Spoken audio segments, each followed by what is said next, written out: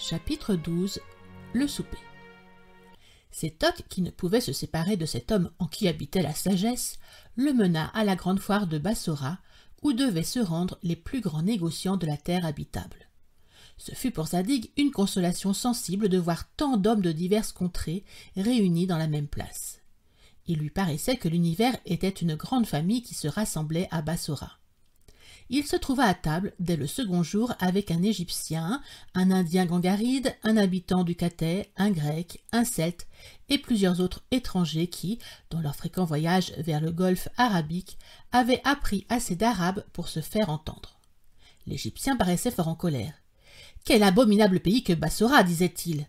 On m'y refuse 1000 onces d'or sur le meilleur effet du monde. »« Comment donc, dit Sétoc, sur quel effet vous a-t-on refusé cette somme ?»« Sur le corps de ma tante, répondit l'Égyptien. C'était la plus brave femme d'Égypte.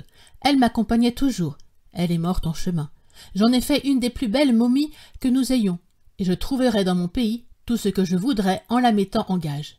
Il est bien étrange qu'on ne veuille pas seulement me donner ici 1000 onces d'or sur un effet si solide. » Tout en se courrouçant, il était prêt de manger d'une excellente poule bouillie, quand l'Indien, le prenant par la main, s'écria avec douleur. « Ah, qu'allez-vous faire ?»« Manger de cette poule, dit l'homme à la momie. »« Gardez-vous-en bien, dit le gangaride.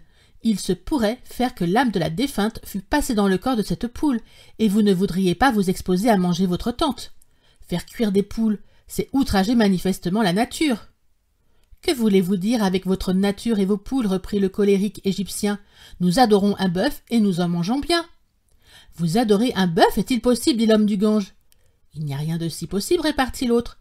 Il y a 135 000 ans que nous en usons ainsi et personne parmi nous n'y trouve à redire. »« Ah, 135 000 ans, dit l'Indien, ce compte est un peu exagéré. Il n'y en a que 80 000 que l'Inde est peuplée, et assurément, nous sommes vos anciens. Et Brahma nous avait défendu de manger des bœufs avant que vous vous fussiez avisés de les mettre sur les autels et à la broche. Voilà un plaisant animal que votre Brahma pour le comparer à Apis, dit l'Égyptien. Qu'a donc fait votre Brahma de si beau? Le Brahmin répondit. C'est lui qui a appris aux hommes à lire et à écrire, et à qui toute la terre doit le jeu des échecs. Vous vous trompez, dit un Chaldéen qui était auprès de lui.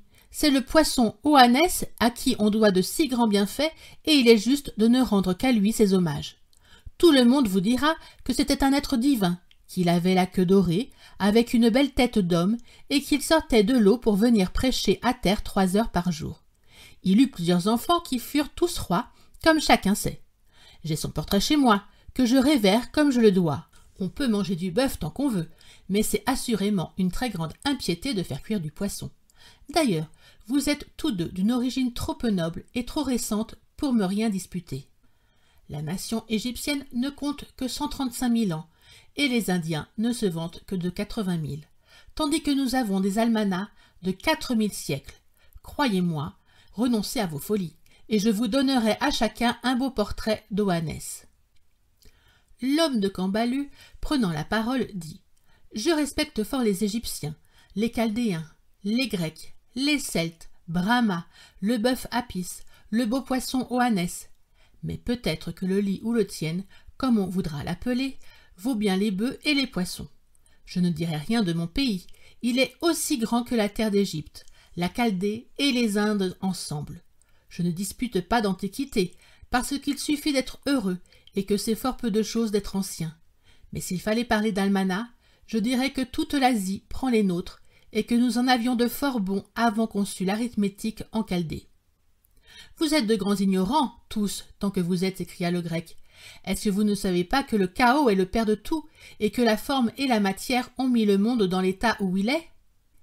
Ce Grec parla longtemps, mais il fut enfin interrompu par le Celte qui, ayant beaucoup bu pendant qu'on disputait, se crut alors plus savant que tous les autres, et dit en jurant qu'il n'y avait que Totate et le gui de chêne qui valussent la peine qu'on en parlât, que, pour lui, il avait toujours du gui dans sa poche, que les Scythes, ses ancêtres, étaient les seuls gens de bien qui eussent jamais été au monde, qu'ils avaient à la vérité quelquefois mangé des hommes, mais que cela n'empêchait pas qu'on ne dût avoir beaucoup de respect pour sa nation.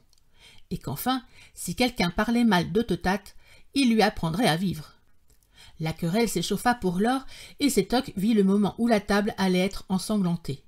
Zadig, qui avait gardé le silence pendant toute la dispute, se leva enfin.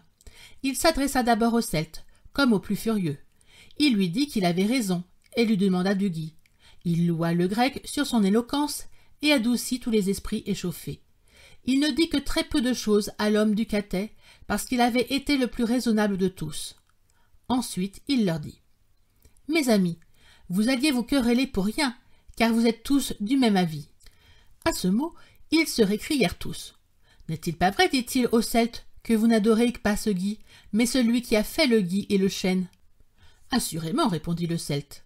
« Et vous, monsieur l'Égyptien, vous révérez apparemment dans un certain bœuf celui qui vous a donné les bœufs. »« Oui, dit l'Égyptien. »« Le poisson Oannès, continua-t-il, doit céder à celui qui a fait la mer et les poissons. »« D'accord, dit le Chaldéen. »« L'Indien, ajouta-t-il, et le Cataïen reconnaissent comme vous un premier principe. Je n'ai pas trop bien compris les choses admirables que le Grec a dites, mais je suis sûr qu'il admet aussi un être supérieur de qui la forme et la matière dépendent. » Le Grec, qu'on admirait, dit que Zadig avait très bien pris sa pensée. « Vous êtes donc tous de même avis, répliqua Zadig, et il n'y a pas là de quoi se quereller. » Tout le monde l'embrassa.